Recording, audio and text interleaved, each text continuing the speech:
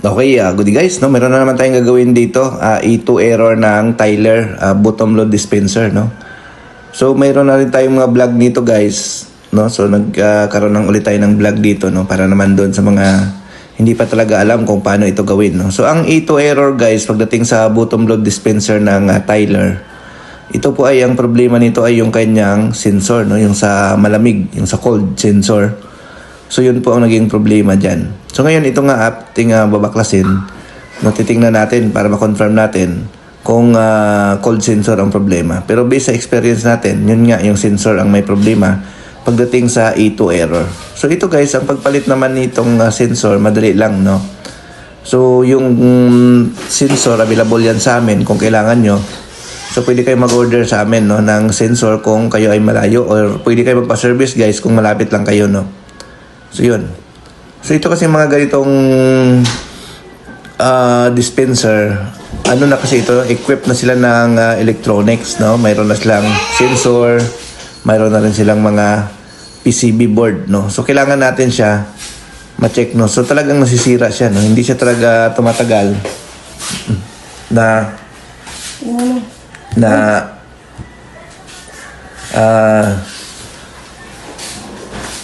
hindi siya nasisira. Talagang nasisira siya, no? So, yun. So, ito nga, guys, nandito yung sensor niyan. Yung nakabaon sa styro, yun po yung sensor niyan. So, ang ginagawa namin dito, guys, kinakat na lang natin yung luma. Tapos, pag nilagyan natin siya ng bago, ini-splice na lang natin kasi medyo mahirap siya bunutin, guys, yung sensor na yan. Nakaipit yan doon sa ilalim ng kanyang, yung stainless na lagayan ng tubig. So, nakaipit siya. So, mahirap siya bunutin. Marami kang baklasin, no? Kakalasin yung mga styro, marami kang masisira. So, ang ginagawa namin dyan, hindi na namin siya binubunot, no? So, pinapalitan na lang natin siya. In-splice natin yung papalit natin. So, yan, sinusukat natin, guys. Ayan, no? 59 ohms na lang, guys, yung reading niya. So, dapat, guys, 8K ito, no? 8 kilo ohms. So, ang nakuha natin is 59 ohms na lang. So, shortage na nga siya, no? Talagang hindi siya, so, dito natin siya, guys, ilagay. Dito sa ilalim nito, may styro na to sa gilid yan. Diyan natin siya iipit, no? Yung papalit natin. Ito kasi guys, styler, masilan ito, no? Kasi pag hindi mo mailagay ng maayos yung sensor, pag once na na-reach niya na yung lamig, mag-iito pa rin siya, no? So, kailangan ilagay niyo siya sa tamang location. So, usually, dito namin yan nilalagay, no? Diyan, sisiksik natin yung sensor, tapos, dapat iipitin siya ng styro, no? Hindi pwedeng hindi siya naipit ng styro kasi nga pag once na hindi siya naipit ng styro, guys, mag-error siya ng E2, no? So diyan nyo lang siya ilagay, yan, siksik nyo siya, tapos ibaon nyo lang siya ng konti. Huwag nyo naman isagad doon talaga sa kanyang coil, no?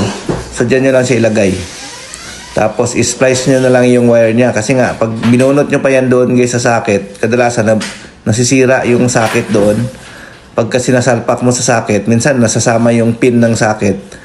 Kaya kailangan mo pa ihinang, no? So, hindi na natin siya binubunot sa socket, no? Ini-splice na lang natin para hindi na tayo mahirapan, no? So, yun, no? So, ayan, testing na natin, guys. Nasa 26 na yung degree. Wala na yung E2 error. Ayan, no?